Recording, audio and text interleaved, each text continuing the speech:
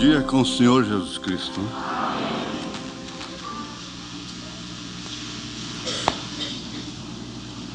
Gostaria de saber se a alma e espírito é a mesma coisa. Nós falamos esses dias aí, né, sobre o corpo, alma e espírito. 1 Tessalonicenses. E, resumidamente, o irmão Branham diz: a alma é a natureza do espírito. Seria como se o seu corpo tem a natureza que forma a sua personalidade, então a alma, sendo a natureza do espírito, é que dá também forma, vamos dizer, é o abstrato do abstrato, né? Daquilo que não se pode ver.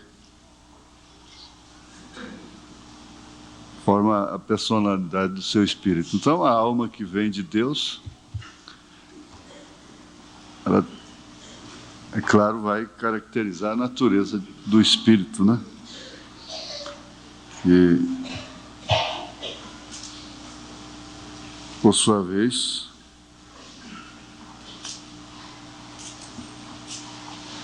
é o penhor da vida, né? Sem o espírito, diz Tiago, que o corpo está morto. Eu não sou muito conhecedor desse assunto, né? Ele é muito teológico. O irmão Branham falou muito pouco sobre isso. Mas é o suficiente, né? Agora, gostaria de saber sobre signos. Se existe alguma verdade, o que tem a ver signos, astros, com nós, seres humanos, se provisões ou previsões de astrólogos diz alguma verdade. Olha, o irmão Branham disse que o zodíaco é uma Bíblia, né? Sem dúvida alguma. São 3 Bíblias, a natureza aqui embaixo, né? A Bíblia Sagrada e o zodíaco.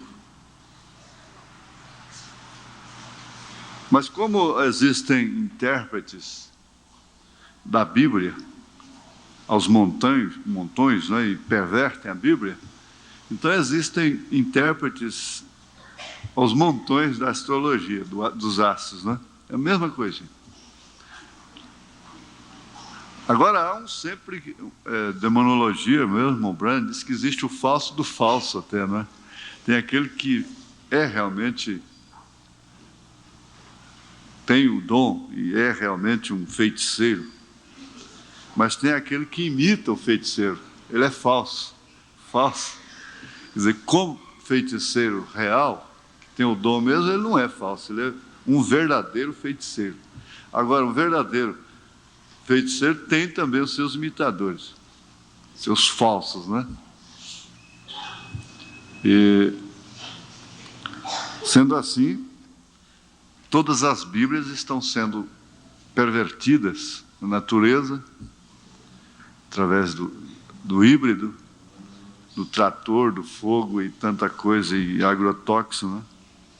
Pervertendo a natureza em todos os seus sentidos. E os astros viraram motivo de ganho também, né? Como a Bíblia. Agora, para nós, teve ocasião, o irmão Branham, ninguém melhor que ele, poderia tratar das pessoas através dos signos. Inclusive, tem uma referência que ele diz: eu tinha que olhar o signo daquela irmã para depois orientá-la, né? Mas para nós mesmo assim não tem nada a ver. Existe influência realmente, a lua e tudo existe, só que todas as 3 concordam numa, está tudo aqui na Bíblia Sagrada. E, para nossa segurança, Deus nos enviou um profeta. Seria o grande perfeito vindicado astrólogo de Deus, né? Porque tudo que o zodíaco mostrar para você, tem na Bíblia. Tudo que a natureza mostrar, tem na Bíblia Sagrada. Então, a Bíblia não te deixa assim à mercê de astrólogos e coisas assim, né? A Bíblia é sagrada. Tudo está resumido aqui. Está esclarecido e revelado, né? Principalmente para nós que temos o profeta. Sabendo que existem influências, fases, o signo existe. Eu tenho uma completa, vamos dizer assim, sobre cada signo eu tenho impresso aí, sobre as características, né, de cada um deles. E aí começam as interpretações, né? Até mesmo marcando, né, julgando a pessoa através do signo. Você descobrir que Jesus era carneiro e Pilatos, Judas Iscariotes era de Capricórnio, né? Então aí começa, meu signo é de Capricórnio. Você é Capricórnio, por isso que você é assim. Não, todos têm que nascer de novo. E nascendo de novo, nasce tudo meu signo. Carneiro. Não, mas é verdade. Mas tá bom. Não tem nada a ver. Não tem nada e tem, né? As influências que exercem sobre as árvores, as frutas, a natureza, de um modo geral, isso tudo casado. O irmão Brana falou para o pai dele, eu não vou plantar na lua. Ora, não vai plantar na lua? Então você vai bater com a cabeça na parede. Você vai perder sua planta. Raízes têm que ser plantadas como mandioca, né? Os baianos entendem bem disso. Na força da minguante, né? A madeira branca, não, a de serra não precisa disso, mas a madeira branca, para fazer ripa, essas coisas, tem que ser tirada. Hoje eles não selecionam, por isso você compra madeira, depois ela caruncha. Mas é porque a seiva naquela lua está recluída na minguante. Então, eles cortam aquela madeira branca na minguante, ela nunca caruncha. Mas se cortar na nova e outra lua, ela vai carunchar. É matemática. A mandioca plantada na lua certa, o alho, as raízes. Então, a mandioca dá aquela rama bonita, plantada na lua nova e outra lua. Ah, mas como está bonito, meu mandiocal. Mas raiz mesmo, que é o principal. Agora, se você planta na minguante, às vezes a rama fica mais fraca, mas a raiz fica forte. Então, é um casamento, né? Dessas três Bíblias. Consciente ou inconscientemente, isso está operando. Por isso que o irmão Branham diz que todo tanto que a pessoa, o jovem, ora, é pouco em relação ao casamento. E a pessoa deveria só se casar se fosse morrer por causa da outra. Não desse conta de viver sem ela. Mas só essa mania apenas não deveria casar, não. Porque essas coisas têm influência, não resta dúvida. A mulher, sem saber de nada de genética, ela concebe. E ela não conhece nada, ninguém tem que explicar aquilo para ela, ela concebe. É uma lei natural. Então,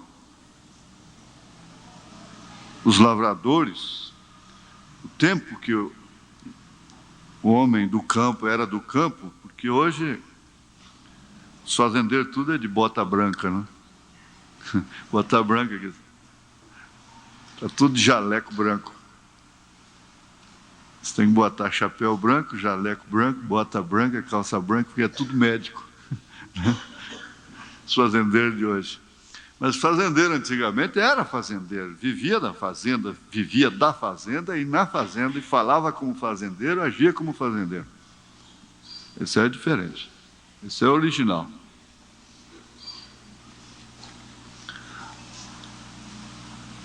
Então eles conheciam o tempo da enchente, a hora certa de plantar, a hora certa de colher, a hora certa, tudo direitinho, não é? porque viviam em contato ali, vinha dos avós, as experiências e coisas assim. Conta-se fato real, né? Que 2 geólogos chegaram numa fazenda de uma viúva e os sols rachando mamona, como eles dizem, né? E a mamona, ela racha e espirra com sol quente. Ela está seca, né? Então o sol rachando mamona. E eles estão lá fazendo um serviço de medição, não sei se uma estrada que ia passar lá perto, qualquer coisa. E pediram pouso lá, abrigo lá, não sei como é que era mesmo, os detalhes. Eu sei que ali pelas 2 elas estavam secando arroz, muito arroz. Eles secavam arroz no couro de gado. De repente o jumento saiu gritando para lá, berrando, uivando, né? A viúva saiu na janela assim, olhou para cima, para um lado e para o outro, gritou os operários, os funcionários dela, os agregados, recolhe arroz que vai chover. Aí um doutor daquele olhou para o outro e falou, tá doido, se vai chover, né? Olhar também para cima, para baixo, não tinha nada a ver, né? Daí a pouco, eles acabaram de recolher o arroz. Mas foi um toró d'água daqueles, né?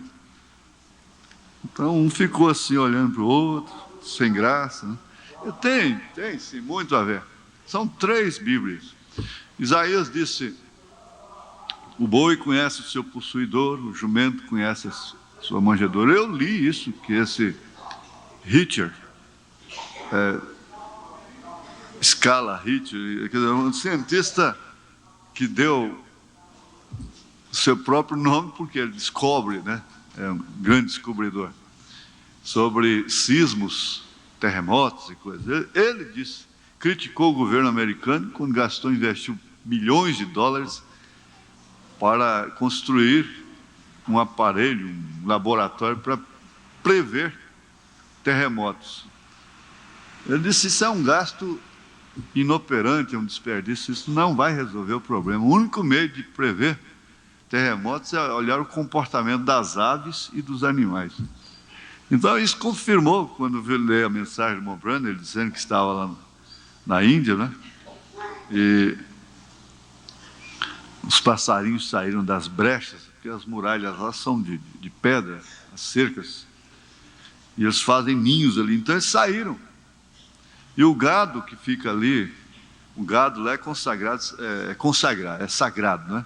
Então eles têm uma coisa com a vaca é divina, né? Então estão morrendo de fome e não podem matar uma vaca.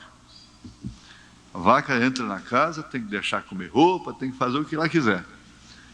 Não pode bater em vaca nem tocar vaca, porque vaca é sagrada. E o gado ali ao redor da cerca se ajuntou todo no meio do campo, tudo junto. De repente veio um terremoto. E o homem não ficou sabendo, mas os passarinhos, as vacas ficaram sabendo. Então, existe realmente. E há muito choque de natureza entre casais. Realmente existe. E coisas assim. Essa questão do 7 da vida aí, isso é perfeito. Isso é só observar que as pessoas têm os seus 7, né? Uns são mais marcantes, né? Mas com vindicações especiais, outros menos, mas todos têm os seus 7, né? De 7 em 7, 7. E quando chega o 8 vezes 7, segura o pé. O Nisso pode pregar os botões do paletó, né? Deixar pregadinho, porque é perigoso precisar abotoar. Eles dizem assim, né? Então, o irmão, existe sim. Eu quero que fique bem claro o seguinte, que como há falsos intérpretes e muita especulação do livro, Bíblia, há também do zodíaco. Existem os verdadeiros. Agora, a noiva, a igreja de Cristo, não se dirige por isso. Por quê? Tudo está aqui. Os céus proclamam a glória de Deus, o firmamento anuncia a obra de suas mãos. E cada passo na hora certa ali, cada movimento de Israel, tudo era confirmado também pelos astros, né? Salmo 73, né?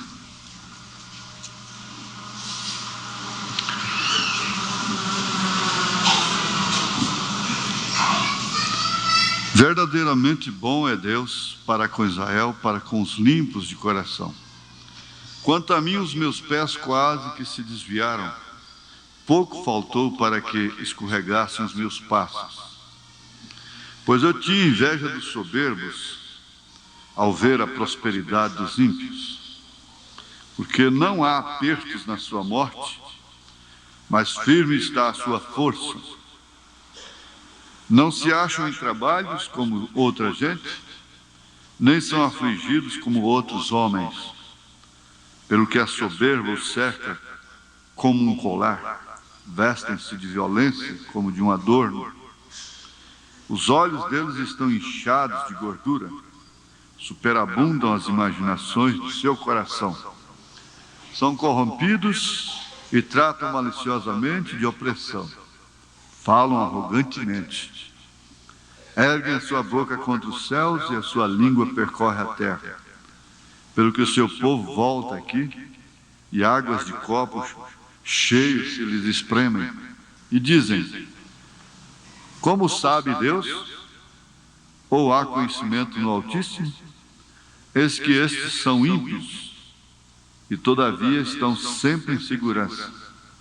E se lhes aumentam as riquezas. Na verdade que em vão tenho purificado meu coração e lavado as minhas mãos na inocência, pois todo dia tenho sido afligido e castigado cada manhã. Se eu dissesse, também falaria assim, eis que ofenderia a geração de teus filhos. Quando pensava em compreender isto, fiquei sobremodo perturbado, até que entrei no santuário de Deus, então entendi eu o fim deles. Salmo 73, até o verso 17. Senhor, nós agradecemos por esta grande Bíblia. Ela é a palavra do Senhor. E essas três Bíblias concordam em um. Concordam tudo na palavra do Senhor. É tão certo isso que São Paulo disse que a natureza deixa todos os homens inexcusáveis, porque ela é uma Bíblia aberta. Que o Senhor nos ajude a olhar para ela com temor reverencial, com espírito de submissão e humildade e obediência.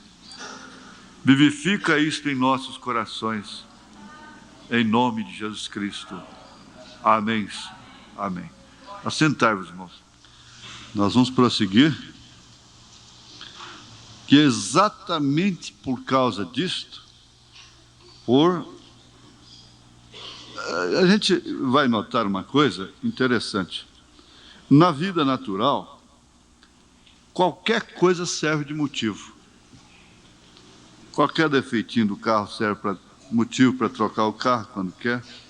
Qualquer motivo serve para largar da mulher serve para largar do marido. Serve para comprar, vender, para fazer isso, fazer aquilo, porque tudo é motivo, é justificativo, é razão. Então, os mínimos toques, não é? Exteriores, naturais, a gente passa a obedecer. E vai, como o irmão Brana disse, não são as coisas grandes que vão estragar a sua condição espiritual, são as pequenas. Salomão disse que as raposas pequenas é que estragavam as vinhas. Por quê? os donos das vinhas faziam cercas, na verdade, mas pensando só em raposa grande, adulta. E então o que acontecia? As raposas pequenas entravam e danificavam a vinha, porque eles preocupavam somente com as grandes. Na verdade, as grandes não podiam entrar, mas as pequenas entravam. E é justamente aí onde Satanás apanhou a igreja. Foi exatamente isso. Agora, ele disse no parágrafo 11, então você vai concluir, preste bem atenção, porque eu não sei se domingo que vem vai ter rapadurinha. Mas preste bem atenção. As crianças, prestem atenção. Então, por relaxar, para começar, Éfeso já quer dizer relaxado. E por relaxar, porque nós vamos entrar no estudo depois das eras, especificamente mesmo, nós vamos ver aí, e começar exatamente com a era de Éfeso, não é? A morte, então, havia entrado. Exatamente o que a serpente fez lá no deserto, lá no Éden, com a Eva. Foi uma coisinha só e pronto. Não precisava mais do que aquilo. E ele disse, você não tem que atirar para cá quando o alvo está aqui, atirar para cá para errar o alvo. Você tem que abaixar para a esquerda, ou para a direita, para cima, ou para baixo, apenas milímetros aqui. Quando a bala chega lá, já está fora do alvo. Você pensa, não, mas está na direção. Estando na direção, está tudo bem. Mas vai sair fora do alvo. Engraçado que o irmão Branham disse isso aí, e, na verdade, pecado significa errar o alvo. E a igreja, mãe, entre aspas, né, mãe do mundo, ela errou o alvo e erra o alvo, e suas filhas estão errando o alvo e vão errar até a marca da besta mesmo, se evidenciar, através da doutrina da Trindade, das três pessoas distintas. Isso é errar o alvo, isso é pecado. Então já começa pecando. Nós estudamos isso aqui, ó. E nas eras passadas? Não, foi proporcionalmente. Deus não podia exigir mais de Lutero do que aquilo, justificação pela fé. Então a igreja está evangelizada e evangeliza nesse sentido. Não se confunde em relação às eras passadas. Você vai na lavoura, então vê o milho pequeno, está brotando. Você não vai esperar ele espiga dali, é claro. Mas vai tempo, o tempo exato, preciso, cresce, aquilo vai crescendo, de repente vem a boneca, né? E daí a pouco aquilo está tudo seco, mas a vida está lá na espiga. Ora, o lavrador não esperava e não podia tirar daquele sistema uma espiga antes que aquilo acontecesse, através do tempo. É uma lavoura, exatamente uma lavoura. Aí está a Bíblia na natureza, a revelação. E Paulo disse que a natureza deixa todos os homens inexcusáveis. Quem foi? Haverá dois julgamentos em relação a esse sentido. Aqueles que eram da lei serão julgados pela lei. E os que não são da lei serão julgados sem lei. Por quê? Toda a natureza deixa todo homem inexcusável. Lá está a Bíblia revelada. De forma que a gente conversa nesse sentido, não é o sermão gritado. Eu gosto muito dele, mas não é isso.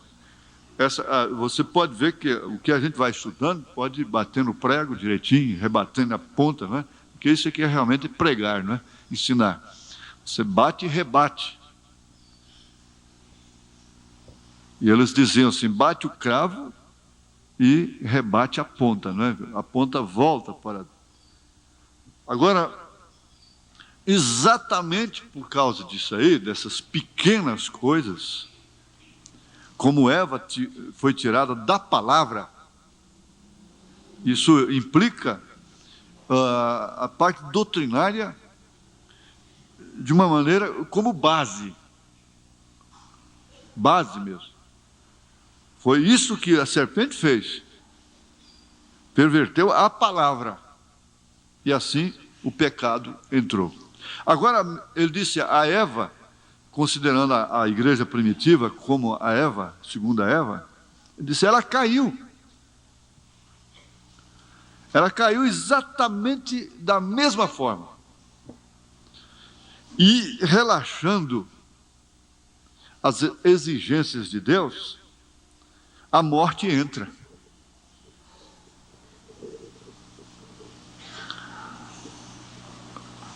A gente vê certas coisas, você cai num desespero terrível.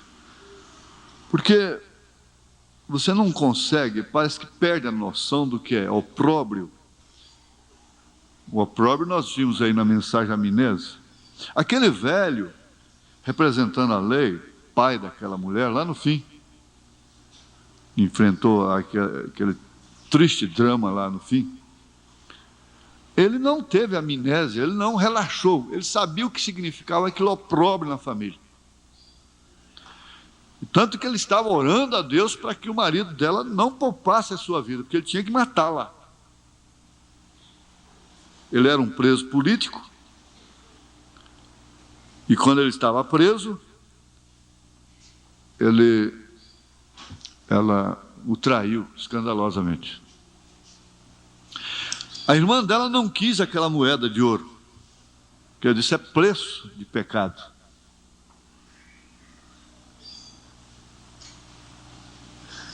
Isso quer dizer que a família não havia relaxado. Você vê que a irmã dela tratou até com ela humanamente, mas não se comprometeu.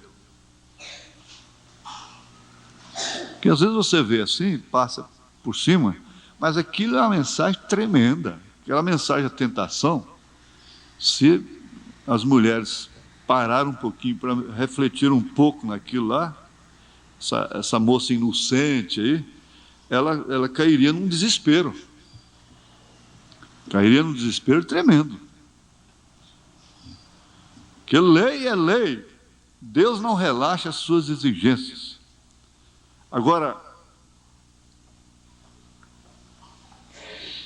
ele proveu, a graça não quer dizer que a lei foi abolida. Ela foi abolida em suas ordenanças. Mas ela é imutável. O irmão Branham diz isso, ela é imutável. Jesus magnificou a lei. Na lei, zelava pela parte física. Então, o homem que fosse apanhado em adultério fisicamente, a mulher, então recebia a justa pena da lei. Mas não importa o quanto ele pensasse numa mulher e cobiçasse uma mulher, então não tinha lei física. De acordo com a lei física, a ordenança da lei, não tinha nada com ele, ninguém podia apedrejar aquela mulher, porque ela pensava num outro homem que não era o seu marido. Mas Jesus então vem e diz, aquele que cobiçar, já adulterou.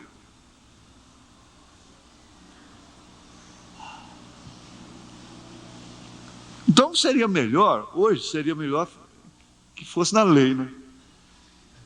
Fosse na lei. Seria melhor, né?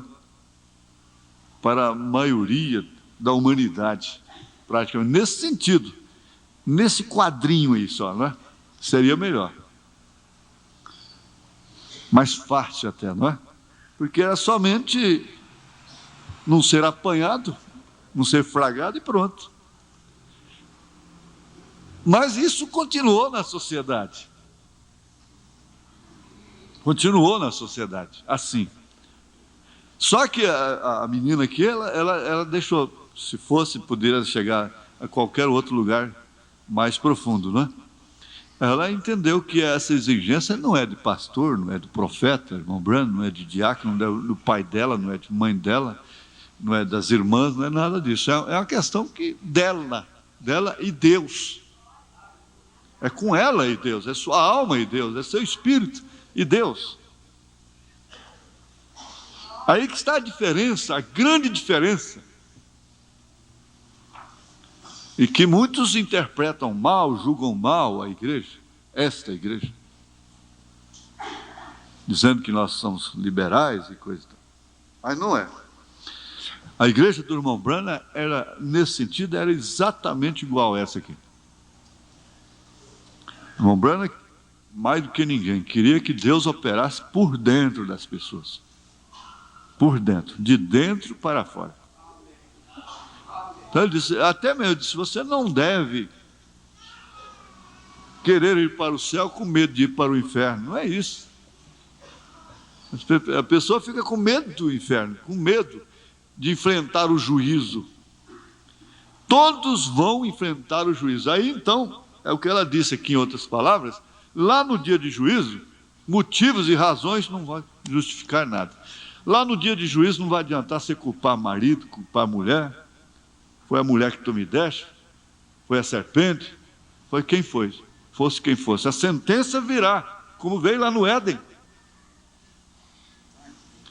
Não adianta você jogar a culpa em mim, no diácono, na igreja, na irmã.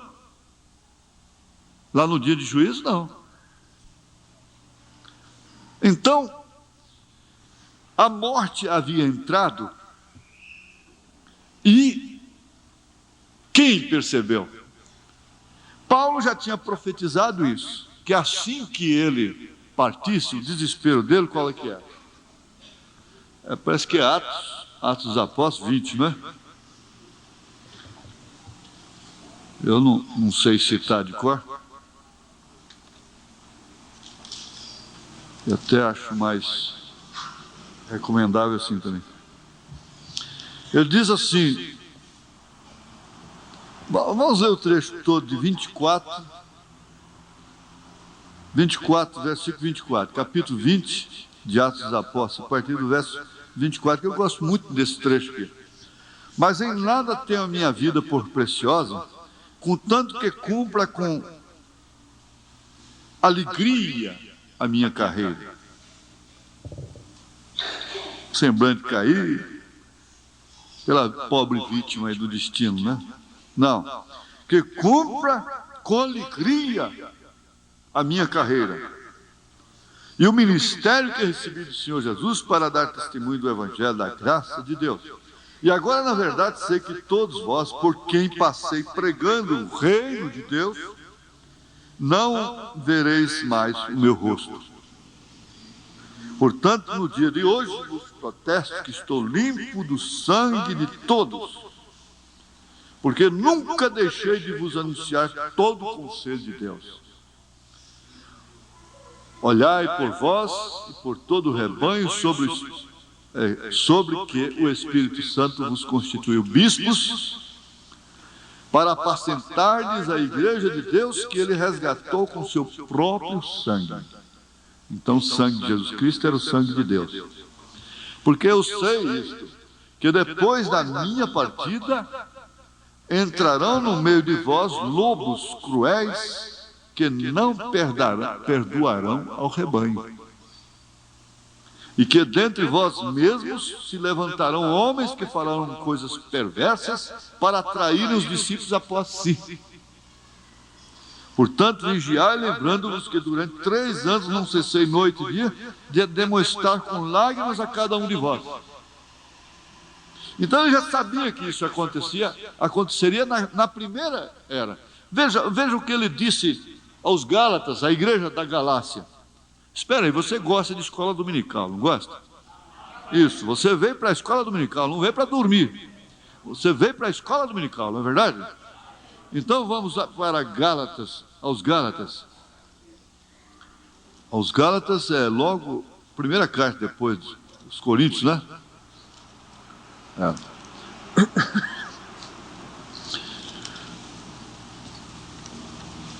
Aos Gálatas capítulo 3, né? Olha, veja só. Como é que pode um pastor escrever para uma igreja dele dizendo isso, afirmando isso? Ó insensatos Gálatas. Insensatos quer dizer loucos. Estava fazendo loucura. A igreja, na época de Paulo ainda vivo, já estava fazendo loucura. Os adventistas já tinham entrado lá, os sabatistas. Já estava trabalhando, irmãos, de casa em casa lá. Ó insensato Gálatas, quem vos fascinou para não obedecerdes à verdade, a vós perante os olhos de quem Jesus Cristo já foi representado como crucificado? Só quisera saber isto de vós: recebestes o Espírito pelas obras da lei ou pela pregação da fé? Vós sois tão insensatos que, tendo começado pelo Espírito, acabeis agora pela carne.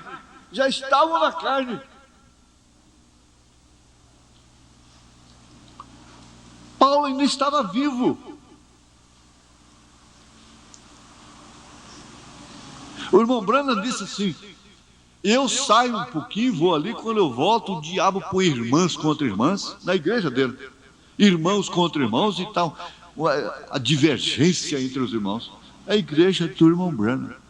E o irmão disse: irmão Branham, essas mulheres e irmãs que andam com os joelhos de fora, mostrando os joelhos.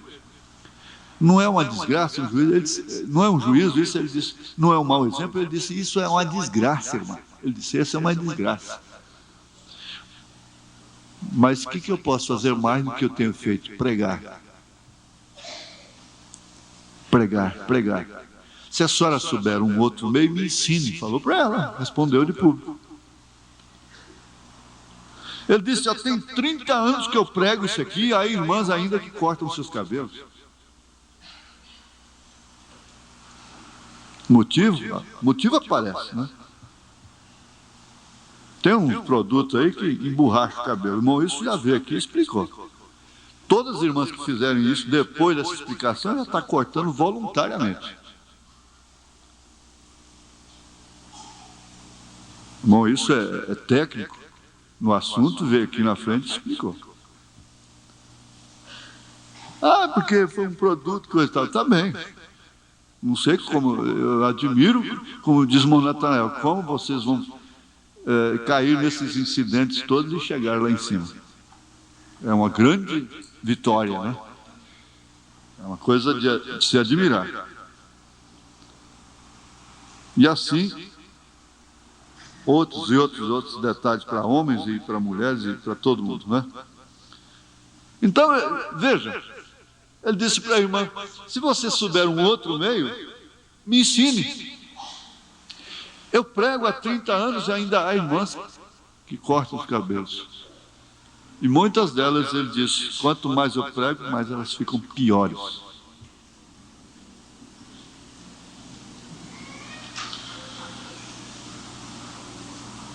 Ele disse, sois vós tão insensatos que, tendo começado pelo Espírito, acabeis agora pela carne? Será em vão que tenha padecido tanto, se é que isso também foi em vão? Aquele, pois, que vos dá o Espírito e que obra maravilhas entre vós, falo pelas obras da lei ou pela pregação da fé. Assim como Abraão creu em Deus e se lhe foi imputado como justiça, sabei, pois, que os que são da fé são filhos de Abraão. Ora, tendo a Escritura previsto que Deus havia de justificar pela fé os gentios, anunciou primeiro o Evangelho a Abraão, dizendo, todas as nações serão benditas em ti, de sorte que os que são da fé são benditos com o crente Abraão. Todos aqueles, pois, que são das obras da lei, estão debaixo da maldição, porque está escrito, maldito todo aquele que não permanecer em todas as coisas que estão escritas no livro da lei para fazê-las. Eu não vou ler o capítulo todo, você pode ler isso em casa.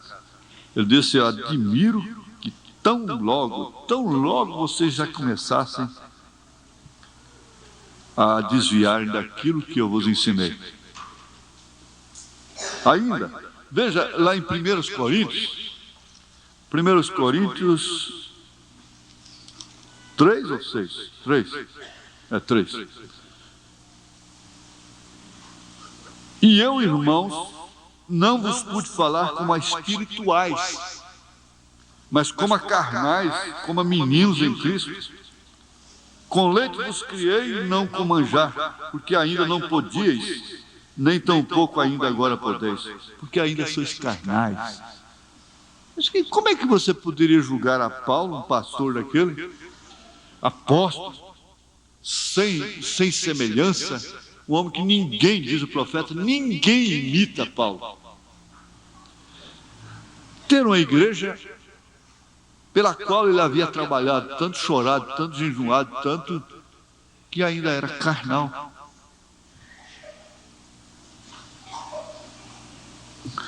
Então, é onde a gente cai em certo desespero, que ninguém pode entender, não adianta você querer explicar. Eu disse, a igreja prospera e o Espírito Santo sai dela. O homem prospera, dificilmente ele não arranja outra mulher. A mulher dele fica feia, fica acabada, fica enrugada, já não serve mais. O homem prospera e acaba o tempo dele. Em vez de ele ter mais tempo, porque tem mais meios, agora ele não tem tempo. É custoso. Se corre, o bicho pega. Se fica, o bicho come. Que coisa custosa, não é? É arena? Fornalha? Exato. Nós não estamos conversando bobagem, que vocês sabem que não é. Coisa concreta, não é verdade? A coisa é difícil. Então vamos ficar na miséria.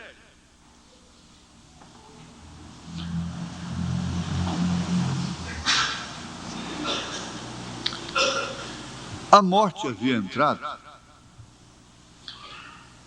Exatamente, veja como Israel vinha tão tremendamente já sob Josué, vitorioso, sobre Jericó, aquela vitória sobre Jericó. Irmãos, irmãs, o quadro do deserto, com razão, irmão Brando ali, o Êxodo, faz 3 vezes por semana.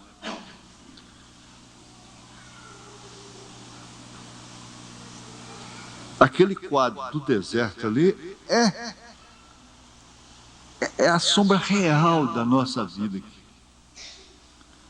Você saiu das denominações, você atravessou o Mar Vermelho. E aí então vem o curso, depois ainda para trás. E vitórias e derrotas, e uns caem, uns saem da comunhão, por isso e por aquilo, escandaliza com o pastor, escandaliza com o diácono, escandaliza com isso, escandaliza com aquilo, vai embora.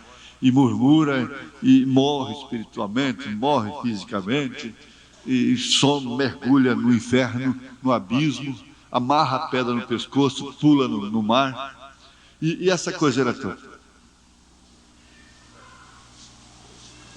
Agora, veja que tremenda vitória foi a de Jericó. Será que nós já passamos por lá? Você já passou pessoalmente? As muralhas foram derrubadas sob toque de corneta. As cornetas eram feitas de chifres de carneiro. E os sacerdotes, então, por ordem de Josué, na hora certa, ao tocarem aquilo, as muralhas que podiam viajar 2 carruagens paralelas naquelas muralhas. Faziam casa em cima delas, como a casa de Raabe era em cima da muralha. Derrubou tudo sob toque da corneta. Mas havia uma ordem, uma exigência de Deus que ninguém tem que pedir explicação. E depois você tem que explicar lá no escritório, você tem que desfazer coisas que o Espírito fala. O marido tem que relaxar, uma direção que Deus deu, a mãe tem que relaxar, e assim por diante. Ora, a exigência de Deus era essa, que ninguém pegasse o opróbrio, pegasse, como é que falava? Despojo. Mas Acã viu lá a capa babilônica, as moedas, a cunha de ouro, cunha, né, que racha, a divisão, essa coisa toda ele viu. Seus olhos, então, foram atraídos pela concupiscência, né? Então, a concupiscência dos olhos, a soberba da vida, estava lá. E ele pega e põe aquilo, apanha aquilo e esconde dentro de casa. Para onde é que foi? Para onde é que vai? Onde você pecar, você vai levar aquilo para casa. Você está levando aquilo para casa quando você volta para casa. Não é verdade? E leva a coisa para dentro de casa. A mulher leva o opróbrio para dentro de casa. O homem leva o opróbrio para dentro de casa.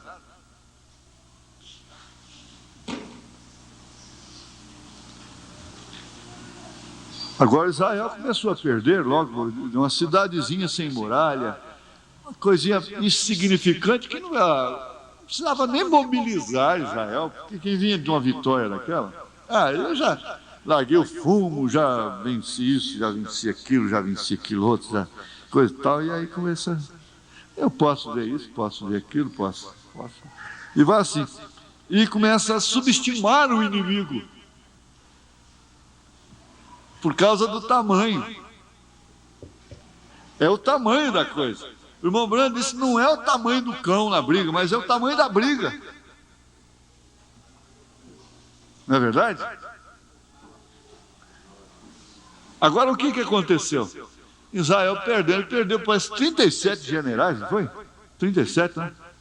O mundo divino é bom para guardar isso. 37, né? Ou 38, por aí. Generais. Na cidade de Ai, que foi o próximo tropeço depois de Jericó. Mas quem passou por Jericó é igual um time de futebol aí que ganha de um time muito forte e depois vai jogar com um time sem expressão e relaxa a coisa. E por fim o negócio da zebra. Começou assim. A arrogância, o papo cheio, né? E foi assim. Mas tinha que haver uma causa. E Deus, então, Josué, rapa a cabeça, rola na cinza, jejum e está rolando para lá e para cá. Deus, o que é isso? Não adianta se fazer isso, não. Israel pecou. Vai ver? A coisa estava lá dentro da tenda de Acã.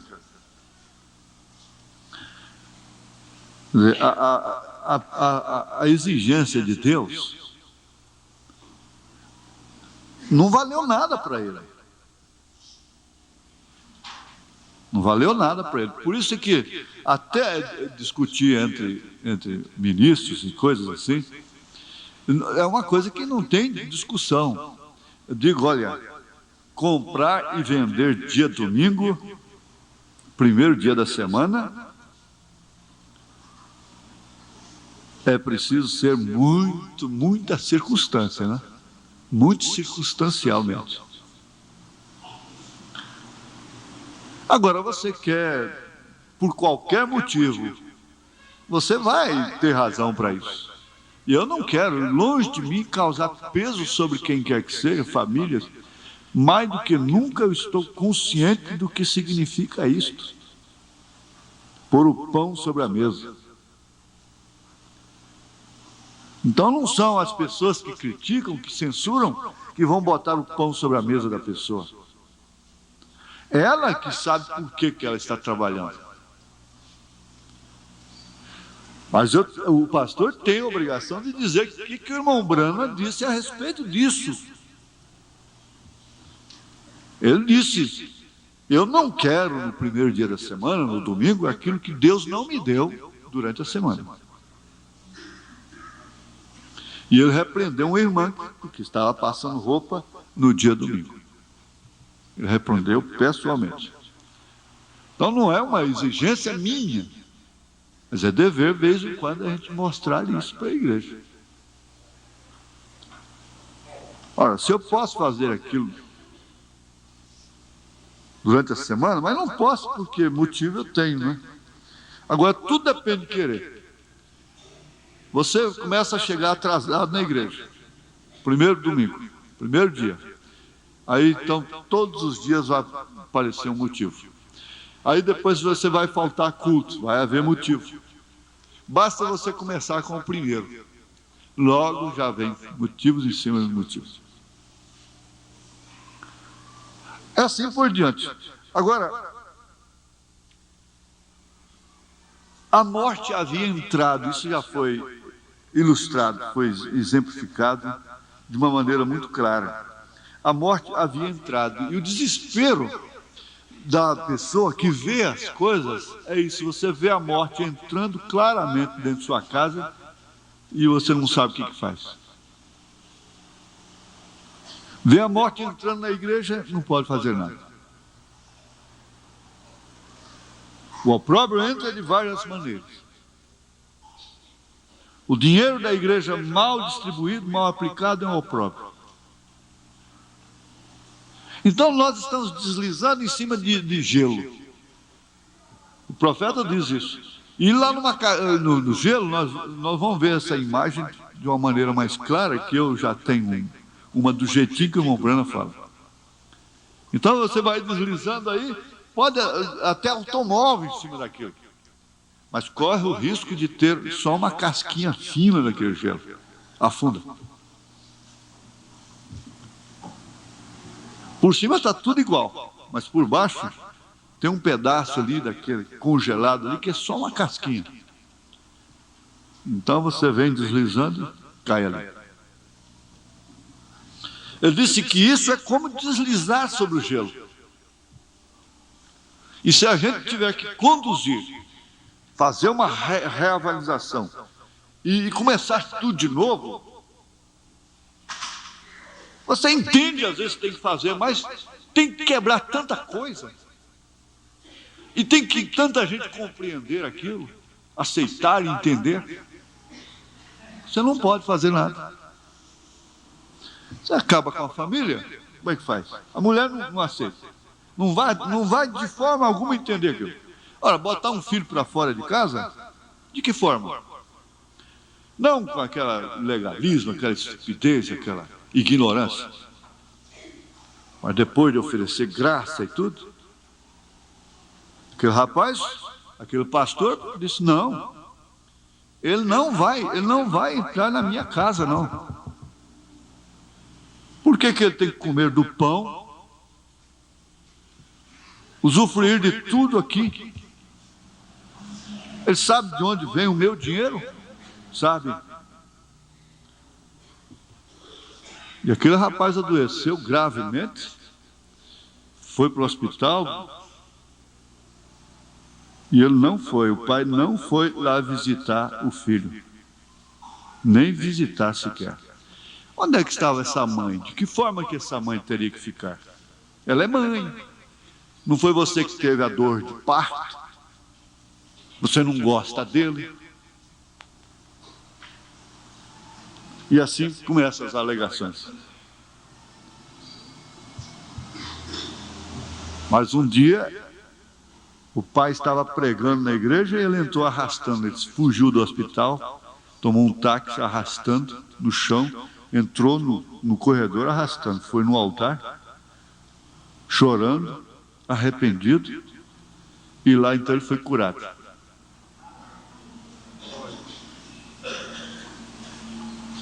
Mas pode fazer isso? Qual é a mãe que vai dar apoio para uma coisa dessa? Sem ficar, quando fica calado é morrendo, sem comer, chorando dia e noite, e levando apoio escondido. Mas o próprio. Depois os amigos, as amigas não sabem o que está acontecendo, né? O problema é esse. As coisas ficam difíceis para os familiares manter o lar sem opróbrio. Isso quer dizer, sem quebrar as exigências de Deus. Ora, isso vai acontecer indubitavelmente. Isso quer dizer, sem dúvida alguma vai acontecer. Mas não voluntariamente, não por, vamos dizer, por amor de mãe, amor de pai. O profeta diz: você fica frouxo, fica um homem frouxo, então tudo tem que ser aceito. Você tem que engolir tudo. A morte entrou na igreja. Ora, se entrou na igreja, entrou na casa dos crentes, nas casas, entrou nas famílias. Então isso não é para nos colocar no canto da parede, mas isso poderá nos levar a um desespero correto, verdadeiro. É onde às vezes acaba até o estímulo para muitas coisas, não é? A morte havia entrado. Eu tinha tantas coisas para esse domingo, mas isso foi tão sublime e vai ficar. Nós não podemos fazer esse estudo com pressa também, não é claro? Nós vamos ficar somente com isso hoje. Como sabemos? Ouvimos a voz do Espírito que saiu naquela primeira era para que todos ouvissem. Ao que vencer, darei a comer da árvore da vida que está no paraíso de Deus. Eu não quero assim, isso seria falso, seria mal, funesto.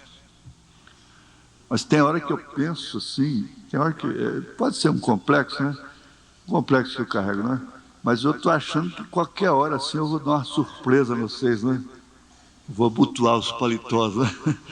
Eu vou cair qualquer hora assim, morto, né? Vou amanhecer morto. Mas isso seria falso, funesto, inconveniente dizer uma coisa dessa? Mas às vezes você percebe assim, que não tem mais alguma coisa para acontecer com você, a não ser isso. Não é certo? E, como disse, se aquilo é para o bem do povo, que aconteça, né? Porque às vezes a melhor maneira de vencer é morrendo.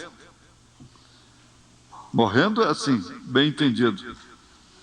Morrendo através de Deus, né?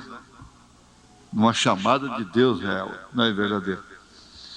Ao que vencer, darei a comer da árvore da vida que está no paraíso de Deus. A igreja já havia bebido demasiadamente da árvore da morte. Que coisa, hein? Na primeira era, vocês estão vendo? Né, irmã Débora? Foi difícil, né? Na primeira era a coisa já estava daquele jeito.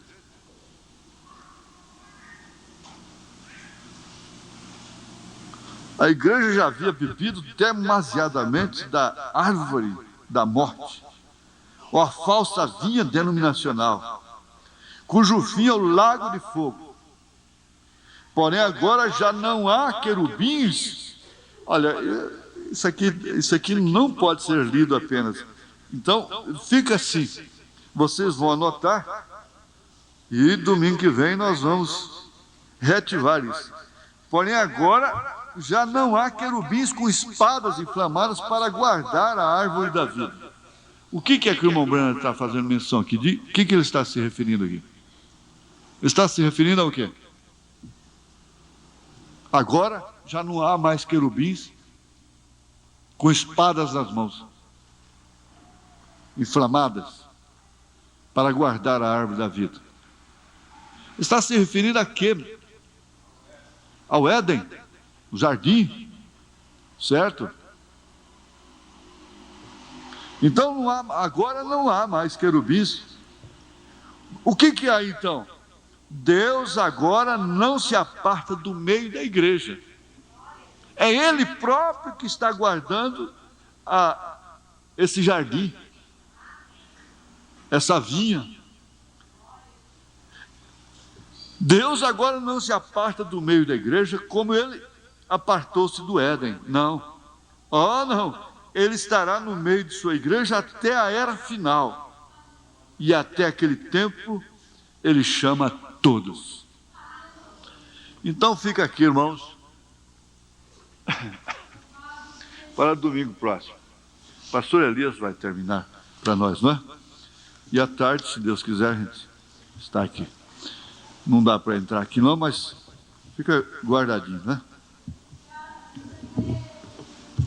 Deus abençoe. Você é um pregador do Evangelho também, e você está aqui por uma boa causa. Você não está doente, você está em necessidade e você quer um avivamento pentecostal para começar em sua igreja. Todos nós queremos isso. Vamos todos ficar de pé por um avivamento pentecostal.